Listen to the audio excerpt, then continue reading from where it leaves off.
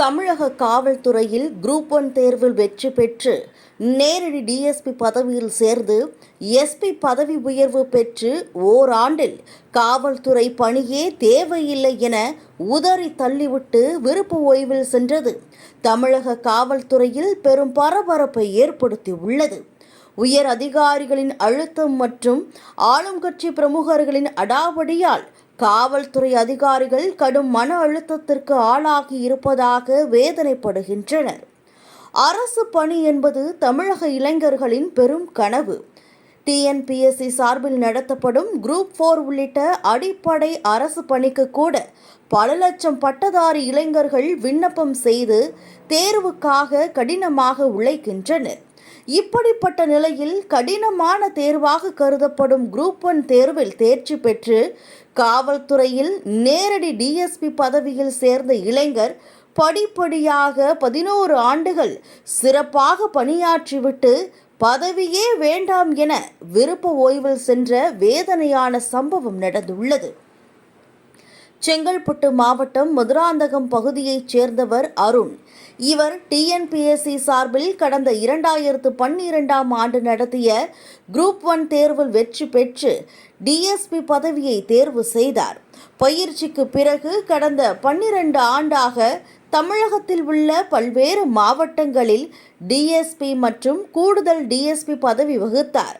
கடந்த 2024ஆம் ஆண்டு இவருக்கு எஸ்பியாக பதவி உயர்வு கிடைத்தது. இவர் திருநெல்வேலி மாவட்டம் மணிமுத்தாறில் உள்ள சிறப்பு காவல் படை 12வது பட்டாலியன் கமாண்டன்ட் பதவியில் பணிபுரிந்து வந்தார்.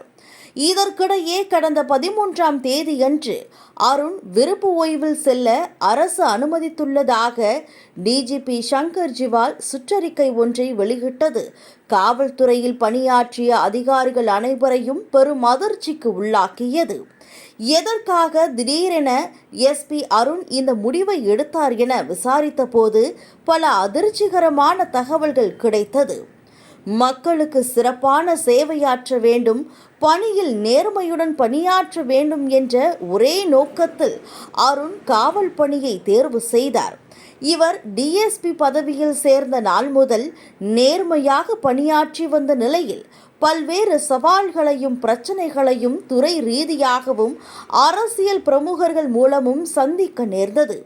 பல்வேறு பிரச்சனைகள் ஏற்பட்ட போதெல்லாம் நேர்மையாக பணியாற்ற நினைத்ததாலும் ஆளும் கட்சி பிரமுகர்கள் நேரடியாகவோ தங்களுக்கு வேண்டிய காவல்துறை அதிகாரிகள் மூலமாகவோ தாங்கள் கூறுவதை மட்டுமே செய்ய வேண்டும் என நிர்பந்தம் செய்ததால் கடும் மன உளைச்சலுக்கு ஆளாகி இருந்தார். பதவி உயர்விலும் காவல்துறையில் மிகவும் கௌரவமான பதவியாக கருதப்படும் மாவட்ட எஸ்பி பதவியை வழங்காமல் தண்டனை பதவியாக கருதப்படும் பட்டாலியன் பதவியை வழங்கி உயர் அதிகாரிகள் மேலும் மன உளைச்சலுக்கு ஆளாக்கி உள்ளனர். இதனால் கடந்த 3 மாதங்களுக்கு முன்பே தனது பதவியை ராஜினாமா செய்வதாகவும் விருப்ப ஓய்வில் செல்ல விரும்புவதாகவும் ஆயுதப்படை கூடுதல் டிஜிபி ஜெயராமனிடம் கடிதம் கொடுத்துள்ளார். இதை பார்த்து அதிர்ச்சியடைந்த ஏடிஜிபி ஜெயராமன் அழைத்து பேசி ராஜினாமா செய்ய வேண்டாம், தேவைப்பட்டால் சில மாதங்கள் மருத்துவ விடுப்பில் சென்றுவிட்டு மீண்டும் பணிக்கு வரும்படி அறிவுரை கூறியுள்ளார். ஆனால் தனது விருப்ப ஓய்வு முடிவில் எஸ்பி அருண் உறுதியாக இருந்ததால் ராஜினாமா கடிதத்தை டிஜிபிக்கு அனுப்பி வைத்தார். 3 மாதங்கள் வரை அவகாசம் கொடுத்தும் அருண் தனது முடிவை மாற்றிக்கொள்ளாததால் கடந்த 13ஆம் தேதியன்று இவரது விருப்ப ஓய்வை ஏற்பதாக டிஜிபி உத்தரவு பிறப்பித்தார். தமிழக காவல்துறையில் தற்போது பெரும்பாலான உயர் அதிகாரிகள் முதல் கீழ்மட்ட போலீசார் வரை கடும் மன உளைச்சலில்தான் இருந்து வருவதாக காவல்துறை வட்டாரங்கள் கூறுகின்றன. காரணம், ஆட்சி மாற்றம் ஏற்பட்ட பிறகு அதிமுக ஆதரவு அதிகாரிகள் என கூறி பலரை டம்மி பதவியில் அமர வைத்து விட்டனர். ஆனால் அதிமுக ஆட்சியில் இருந்து கொண்டே திமுக மேலிடத்துடன் தொடர்பில் இருந்த அதிகாரிகள் மட்டும் தொடர்ந்து முக்கிய பதவியில்தான் இருந்து வருகின்றனர். கொலை, சட்டம் ஒழுங்கு உள்ளிட்ட சம்பவங்கள் நடந்தும் டிஜிபி, சட்டம் ஒழுங்கு கூடுதல் டிஜிபி, உளவுத்துறை ஐஜி, மண்டல ஐஜி, டிஐஜிக்கள் வரை அனைவருமே நேரடியாக மாவட்ட எஸ்பிக்களிடம் விளக்கம் கேட்டு நீண்ட மெசேஜை அனுப்பிவிடுகின்றனர்.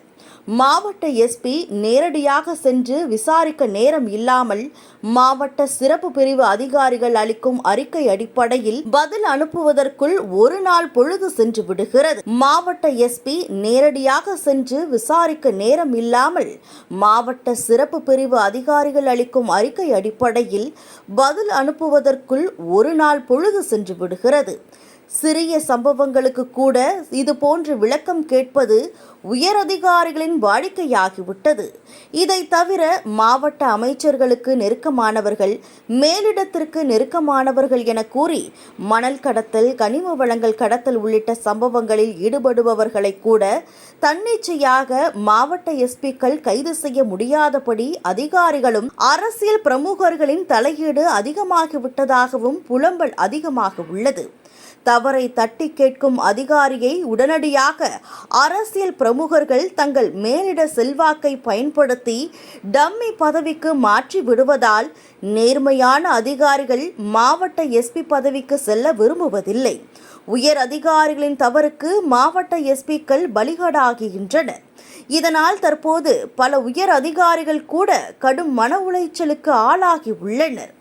இவர்களை விட டிஎஸ்பிக்கள், இன்ஸ்பெக்டர்களும் வேலையை விட்டுவிட்டால் கூட பரவாயில்லை என்ற மனவேதனையில் இருப்பதாகவும் காவல்துறை வட்டாரங்கள் கூறுகின்றன. எனவே உயர் அதிகாரிகள் தனக்கு கீழே பணிபுரியும் அதிகாரிகளுக்கு கூடுதல் மன உளைச்சலை அளிக்காமல் சுதந்திரமாக பணியாற்ற அனுமதித்தால் சட்டம் ஒழுங்கை சிறப்பாக காப்பாற்ற முடியும் என்கின்றனர் பாதிக்கப்பட்ட அதிகாரிகள். இந்த வீடியோ உங்களுக்கு பிடிச்சிருந்தா லைக் பண்ணுங்க, கமெண்ட் பண்ணுங்க, ஷேர் பண்ணுங்க, சப்ஸ்கிரைப் பண்ணுங்க.